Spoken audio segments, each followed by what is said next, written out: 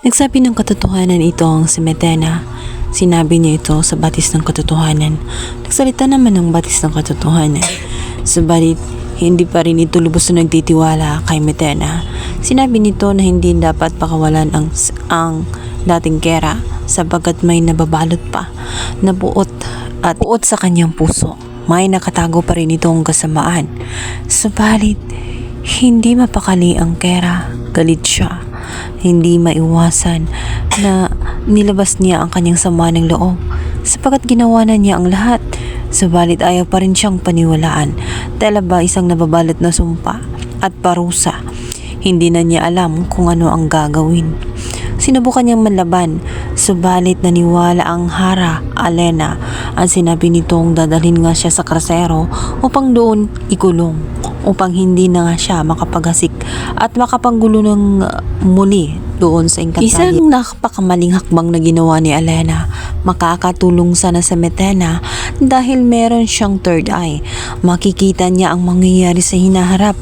Maaari sana siyang maging guide kagaya lamang ng ginawa ng Cassiopeia noon sa kanila. Subalit dahil sa nagpadaig sila sa emosyon, hindi sila marunong tumimbang at nagpatawad agad dito kay Kera. Kaya naman magsasuffer din sila kalaunan sa konsekwensya ginawa nila at panghuhusga nila dito kay Metena. Ayaw mga pumayag ni Metena, subalit wala siyang nagawa dahil ginamitan siya ng mahika nitong si Alena sa pamamagitan ng kanyang boses. Nakatulog ang Kera at nagising na lamang siya. Nakagapos na ang kanyang mga kapay at nasa karsero na nga siya na tela nawawala na ng pag-asa. Hindi na niya alam kung paano pa niya susundin ang kanyang kapatid na si Cassiopeia. Naipangako pa naman niya na gagawin niya ang lahat ng mga pagsubok kung kinakailangang magtiyaga at magtiis siya para lamang mapatawad siya ay gagawin niya.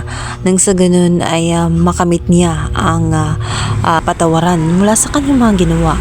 Subalit hindi na niya alam kung tama pa ba ang hustisya na para sa kanya dahil pakiramdam niya ay pinaparusahan siya at unti-unting nauubos ang kanyang katauhan.